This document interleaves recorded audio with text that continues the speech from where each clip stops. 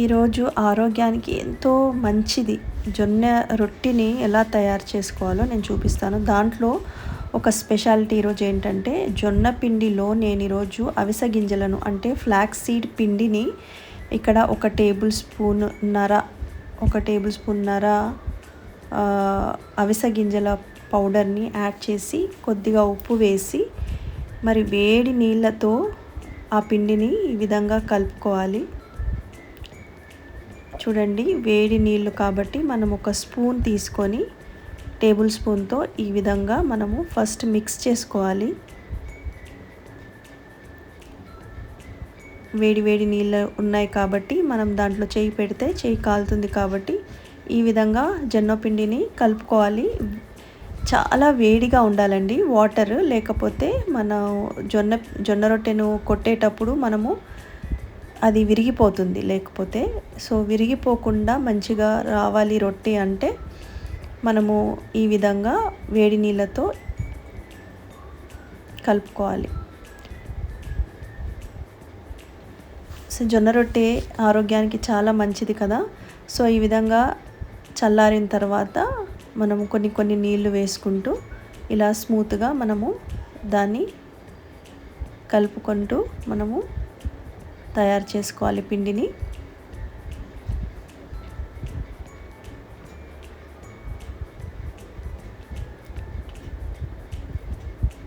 So రోజు డిన్నర్లోకి ఈ విధంగా జొన్న రొట్టె తయారు చేసుకొని తినేటప్పుడు సో ఈ విధంగా మనము జొన్న పిండిలో కూడా మనము అవిసె గింజలది పౌడర్ మనం కలుపుకొని తింటే చాలా మంచిదండి ఆరోగ్యానికి. నేను అవిసె గింజల పిండిని తయారు విధానం కూడా నేను మీకు యూట్యూబ్ ఛానల్లో అప్లోడ్ చేశాను.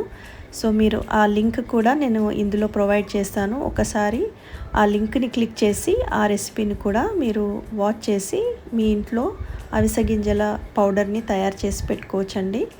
సో ఫ్లాక్స్ సీడ్స్ అనేది చాలా మంచిది, దాంట్లో ఒమేగా 3 చాలా ఎక్కువగా ఉంటుంది కాబట్టి అది మనము చాలా మంచిది. సో ఈ విధంగా మనము చిన్న పోర్షన్, ఒక స్మాల్ పోర్షన్, ఒక చిన్న ఉండని తీసుకొని ఈ విధంగా ఫ్లాట్గా చేసుకొని మనము జొన్న రొట్టెని కొట్టుకోవాలన్నమాట. పైపిండి ఇలా మనము పొడి పిండిని వేసుకొని ఈ విధంగా రౌండ్గా మనం చేతితో నొక్కుకోవాలి.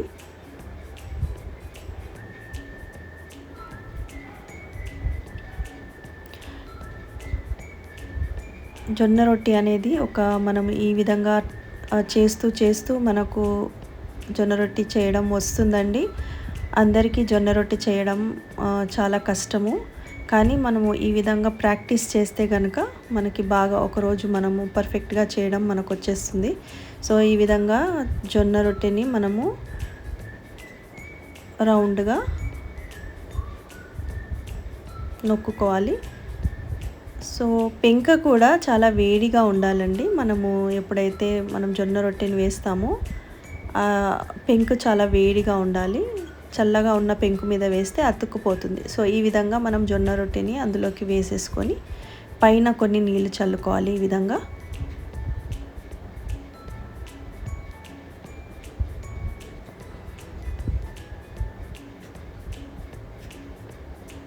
సో హై ఫ్లేమ్లోనే రొట్టెని మనము ఈ విధంగా హై ఫ్లేమ్లో కాల్చుకోవాలి.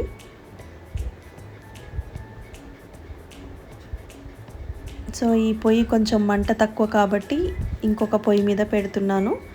సో ఈ విధంగా మనము రొట్టెను అతుక్కోకుండా నిదానంగా ఇంకొక సైడ్ కూడా మలుపుకొని ఈవెన్గా మరి లైట్ గోల్డెన్ బ్రౌన్ అయ్యేలాగా మనం కాల్చుకోవాలి అండి. సో సెంటర్లోనే మంట పెట్టకుండా మనం పెంకును కొంచెం కార్నర్స్లో కాల్చుకుంటే సో కార్నర్లో కాలినప్పుడు సెంటర్లో కూడా కాలిపోతుంది. ఈ విధంగా మనం రొట్టెని కార్నర్స్లో కాల్చుకుంటూ ఉండాలన్నమాట. ఈ విధంగా కాలవాలి. చూడండి,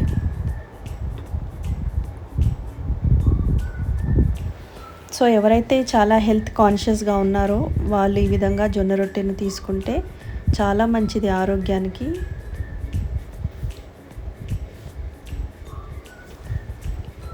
ఇవాళ రేపు చాలామంది హెల్త్ కాన్షియస్ ఎక్కువ అయిపోతున్నారండి. దాని కొరకు జొన్న రొట్టెలు తినడం చాలా ఇంపార్టెంట్ అయిపోయింది. సో చాలామంది ఈ విధంగా జొన్న రొట్టెను డిన్నర్లోకి తీసుకోవడం ప్రిఫర్ చేస్తున్నారు.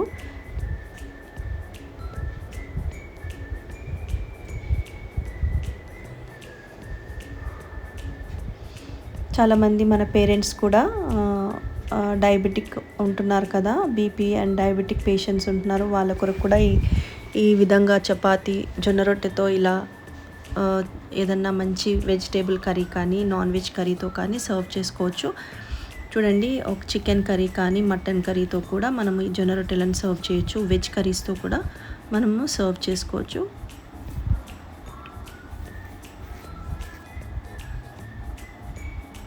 అంతే అండి, ఈ విధంగా మనము హై ఫ్లేమ్లో రొట్టెను ఇలా కాల్చుకుంటే సరిపోతుంది.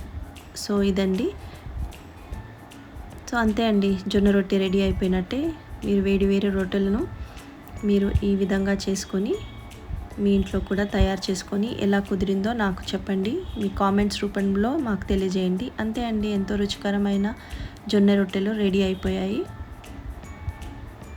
సో ఇంకా ఇలాంటి హెల్దీ అండ్ టేస్టీ రెసిపీస్తో మీ ముందుకు మళ్ళీ వస్తాను. అంతవరకు ఈట్ హెల్దీ, స్టే హెల్దీ.